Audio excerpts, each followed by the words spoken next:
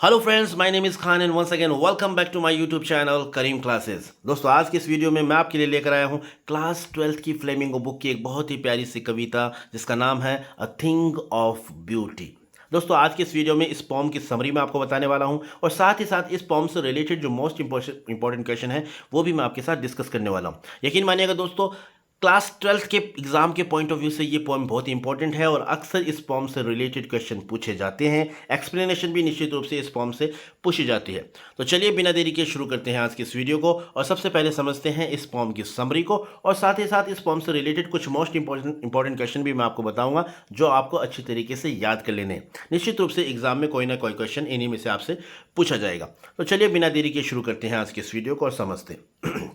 तो जैसा कि स्क्रीन पर आप देख पा रहे हैं, हमारी पोम का नाम है अ थिंग ऑफ ब्यूटी। ठीक है, इसे लिखा है हमारे जो पोइट है उनका नाम है जॉन किट्स। ठीक है, this is a very beautiful poem written by a great British romantic poet John Keats. यानी इस कविता को, इस पोम को किसने लिखा है? जॉन किट्स ने लिखा है। ठीक है, it is an extract from his poem Endymion a poetic romance published in 1818।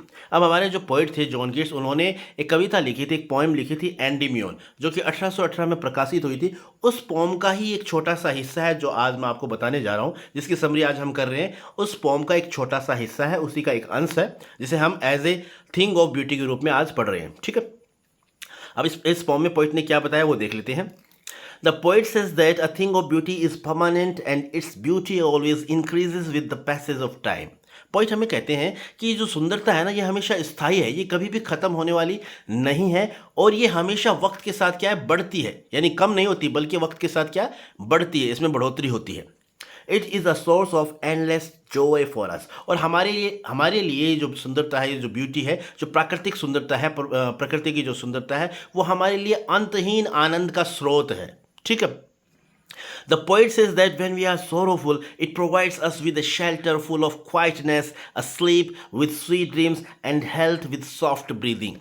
Point हमें कहता है कि जब हम दुखी होते हैं ना और हम नेचर के संपर्क में जाते हैं, नेचर की ब्यूटी को देखते हैं, नेचर की ब्यूटी को महसूस करते हैं, तो ये हमें एक शांत माहौल प्रोवाइड करवाती है, एक अच्छी नींद हमें प्रोवाइड करवाती है, चैन सुकून की नींद हमें ये प्रोवाइड करवाती है। ठीक है, यानी नेचर के संपर्क में आने के बाद में हमें अच्छा महसूस होता है, कहने का मतलब है। ठीक है, फिर आगे नेक्स्ट स्टैंजा में पोइट हमें बताता है, ये रहा, keeping in mind the blessing that a beautiful thing provide us, we like to bind our selves to the earth with a garland of flowers that we weave every day. अब poet कहता है कि जितनी भी जो अच्छी अच्छी चीज़ें हैं, खूबसूरत चीज़ें हैं, जो प्रकृति हमें प्रोवाइड करवाती है, जितनी भी ये सुंदर चीज़ें हैं, इन चीज़ों को ध्यान में रखते हुए, यानी इन चीज़ों को अपने दिमाग में संजोकर, दिमाग में रखते हुए, we like to bind our selves, हम अपने आप को क्या करते हैं? पृथ्वी से जोड़े रखने को पसंद करते हैं, यानी पृथ्वी से जोड़े रखना हम चाहते हैं। यानी इस तरीके से जो प्रकृति की जो अच्छी अच्छी चीज़ें हैं, इन सभी चीज़ों को अपने ध्यान में रखकर हम अपने आप को प्रकृति से एक तरह से फूलों की माला की तरह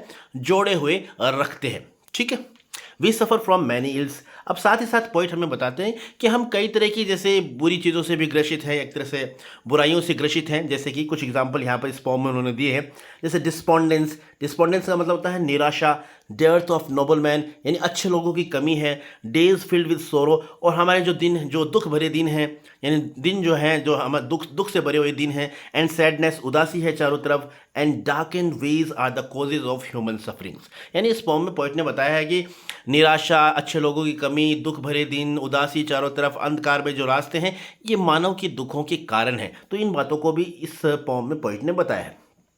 However, some beautiful things created by God remove the burden of sadness from our gloomy spirits. लेकिन बाद में पोइट हमें कहते हैं कि भले ही इस संसार में निराशा है, अच्छे लोगों की कमी है, दुख भरे दिन हैं, चारों तरफ उदासी है, अंधकार में रास्ते हैं, लेकिन इन सब चीज़ों के होने के बावजूद भी ईश्वर ने बहुत खूबसूरत चीज़ों का निर्माण किया है। और ये जो ब्यूटी है, जो प्रकृति की ब्यूटी है, जो नेचर की ब्यूटी है, ये क्या करती है? हमारी आत्मा के ऊपर से, हमारे जो मन के ऊपर से जो जितनी भी उदासी है, इस उदासी के लबादे को क्या करती है? अलग कर देती है। जिसमें यहाँ पॉइंट में एक जिक्र हुआ है पॉल। पॉल का मतलब होता है लबादा, आवरण। तो उस आवरण को क्या कर देती है? ये हटा देती है। यानी ब्यूटी के जब हम संपर्क में आते हैं, नेचर ब्यूटी के हम संपर्क में आते हैं, तो वो नेचर की ब्यूटी जो है हमारे ऊपर इन सभी चीज़ों का जो आवरण चढ़ा हुआ है, एक तरह से इन बुराइयों का आवरण जो चढ़ा हुआ है, वो हटाने में हमारी मदद करती है। ठीक है, अब आगे देखते हैं।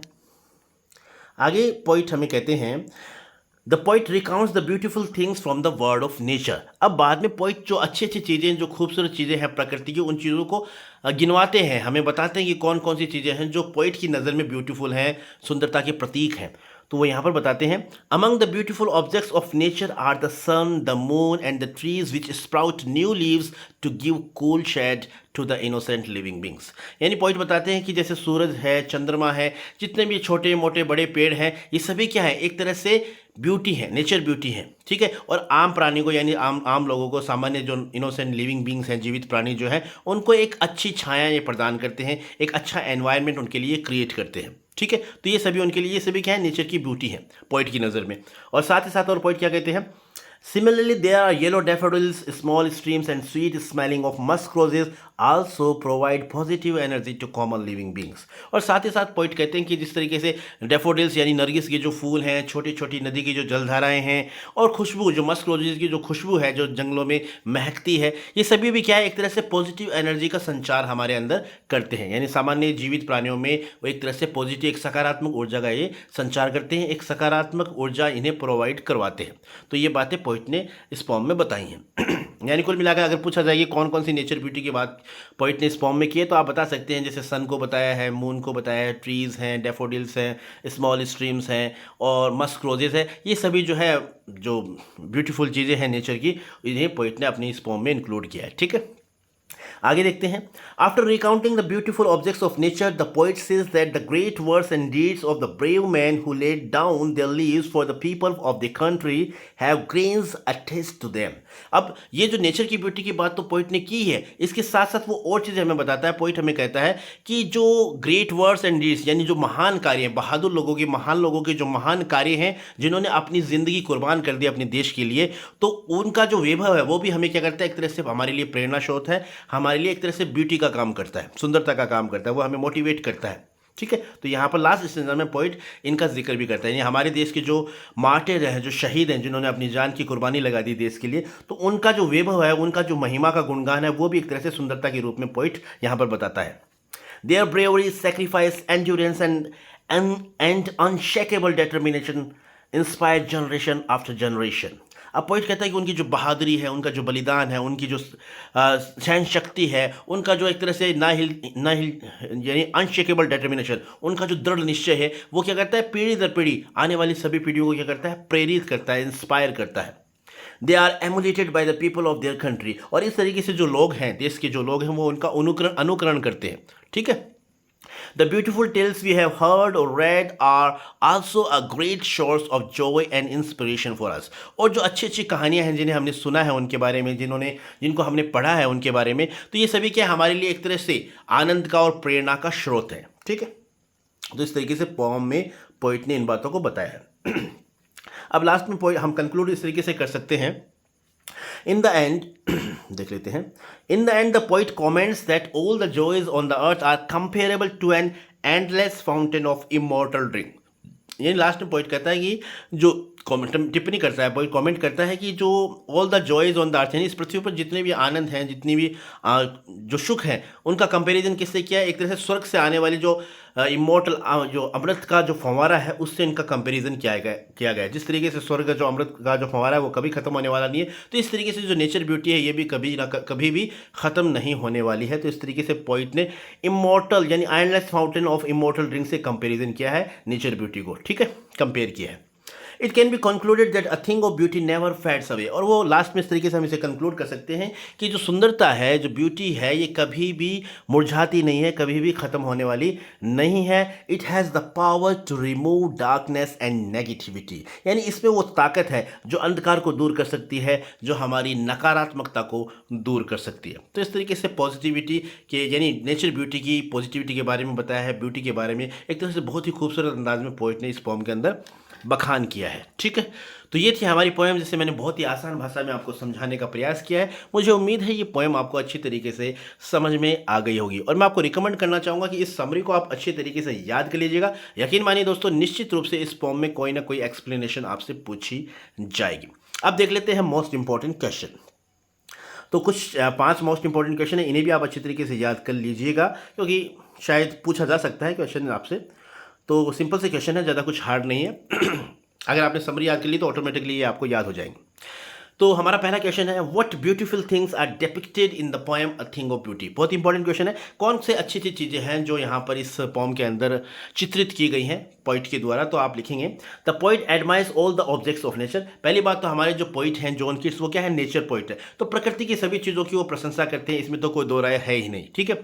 लेकिन इस पोएम में उन्होंने क्या चीज़ बताई है, in this poem he mentions the sun, the moon, daffodil flowers, small streams and musk roses etcetera as the beauty of nature. यानी इस पोएम में उन्होंने एक सूरज के बारे में, चंद्रमा के बारे में, नरगिस के फूलों के बारे में, छोटी छोटी नदी की जलधाराओं के बारे में, मस्क रोजेस के बारे में, इनका उन्होंने as a beauty of nature के रूप में जिक्र किया है, ठीक है। तो इस तरीके से आप सिंपली अपना आंसर करेंगे।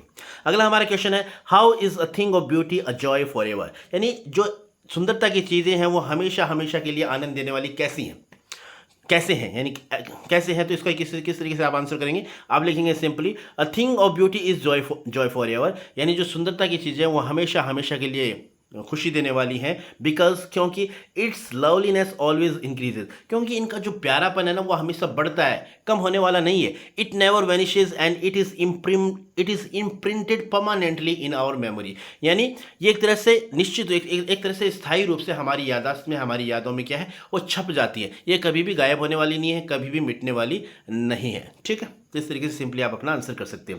अगला हमारा क्वेश्चन है, what does a beautiful thing give us. यानी एक अच्छी चीज़ हमें क्या देती है। तो सिंपली आप अपना आंसर इस तरीके से करेंगे, a beautiful thing gives us an ever lasting joy, a quiet shelter, a sleep full of sweet dreams, health and soft breathing. यानी एक अच्छी चीज़, एक खूबसूरत चीज़ जो है वो हमें अंतहीन, यानी ऐसा कभी ना ख़त्म होने वाला आनंद प्रदान करती है, एक अच्छी शरण प्रदान करती है, एक अच्छी नींद प्रदान करती है, चैन सुकून की ज़िंदगी प्रदान करती है। इस तरीके से आप लिख सकते हैं, ठीक है। आगे बात करते हैं हमारी क्वेश्चन नंबर 4 की, और वो ये रहा, which things cause a suffering and pain. यानी कौन सी चीज़ें हैं जो हमारी दुखों का कारण है। तो वो भी पोइट ने इस पोएम में बताया है। पोइट कहते हैं, the things that cause a suffering and pain are despondence, यानी निराशा, स्केर्सिटी ऑफ नोबल मैन, अच्छे लोगों की कमी, डेज ऑफ सैडनेस, उदासी भरे दिन, अनहेल्थी यानी कष्टकारी, एंड ओवर डार्कन वेज, अंधकारमय जो रास्ते हैं, ये सभी क्या हैं, ये हमारी दुखों का कारण है। तो इन चीज़ों को भी पोइट ने अपनी पोएम में बताया है, ठीक है। अब बात करते हैं लास्ट क्वेश्चन की, why is grandeur associated with the mighty dead. यानी ग्रेन्स मतलब होता है महिमा, वैभव। तो किस तरीके से जो जो जो महान लोग हैं उनसे किस तरीके से वैभव जुड़ा हुआ है, वैभव क्यों जुड़ा हुआ है। तो इसका सिंपली आंसर आप इस तरीके से करेंगे, the mighty dead have a grains associated with their names because they are remembered for their miraculous thoughts and deeds. यानी पोइट कहते हैं कि जो महान लोग जो हैं वो क्या है, उनका वैभव जुड़ा हुआ है उनके नाम से। क्यों जुड़ा है, क्योंकि उन्हें उनके चमत्कारी विचारों के लिए, अच्छे विचारों के लिए, अच्छे कार्यों के लिए उन्हें याद किया जाता है। जो उन्होंने काम किया है, जिस तरीके से उन्होंने अपनी जान की कुर्बानी अपने देश के लिए दी है, उन्होंने शहादत दी है, तो उन चीज़ों के लिए उन्हें याद किया जाता है, और उन्हीं चीज़ों से उनका जो वैभव है वो जुड़ा हुआ है। तो इस तरीके से सिंपली आप अपना आंसर कर सकते हैं। तो ये थे 5 क्वेश्चन, और समरी को मैंने बहुत ही आसान भाषा में समझाया है। मुझे उम्मीद है ये पूरा वीडियो आपको अच्छी तरीके से समझ में आ गया होगा। So this is all about the video. I hope you like this video, and if you did, please give it a like and share with your friends and siblings who are especially in 12th class. Once again, thank you so much for watching this video till the very end. See you soon in next video. Till then, take care of yourself. Keep watching, keep growing, keep learning, keep smiling. Once again, thank you. Have a nice day.